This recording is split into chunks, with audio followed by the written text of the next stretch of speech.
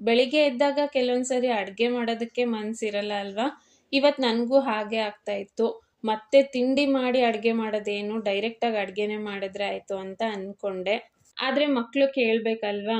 ಸರಿ banana milk shake ಮಾಡಿಕೊಟ್ಟು ಅವ್ನು ಕುಡಿಯೋಷ್ಟರಲ್ಲೇ ನಾನು ಅಡುಗೆನೂ ಕೂಡ ರೆಡಿ ಮಾಡಿದ್ರೆ ಬಾಕ್ಸಿಗೆ ಆಗುತ್ತೆ ಅಂತ ಹೇಳಿ ಅವನಿಗೆ ಬನಾನಾ ಮಿಲ್ಕ್ ಶೇಕ್ ಮಾಡಿಕೊಟ್ಟೆ. ಸ್ವಲ್ಪ ಡ್ರೈ ಫ್ರೂಟ್ಸು, ಬೆಲ್ಲ, ಹಾಲು ಹಾಗೆ 2 ಬಾಳೆಹಣ್ಣು ಹಾಕಿ ಮಾಡಿರೋದು.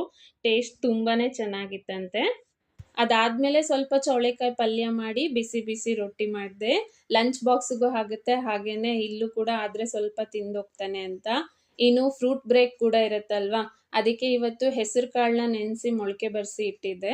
ಅದಕ್ಕೊಂದು ಸ್ವಲ್ಪ ತುಪ್ಪ ಮತ್ತು ಉಪ್ಪನ್ನ ಹಾಕಿ ಹೆಸರು ಕಾಳನ್ನ ಒಂದು ಸ್ವಲ್ಪ ರೋಸ್ಟ್ ಮಾಡಿದ್ದೆ. ಚೆನ್ನಾಗಿರುತ್ತೆ ತಿನ್ನೋದಕ್ಕಿದು. ಸಿಂಪಲ್ ಆಗಾದರೂ ಹೆಲ್ದಿ ಲಂಚ್ ಬಾಕ್ಸ್ ಇವತ್ತು ರೆಡಿ ಆಯಿತು. ಹಾಗೆ ಇದ್ರ ಜೊತೆ ಸ್ವಲ್ಪ ಮೊಸರನ್ನ ಕೂಡ ಕೊಟ್ಟಿದ್ದೀನಿ. ಕಾಳುಗಳನ್ನು ಮೊಳಕೆ ಬರೆಸಿ ಹಾಗೆ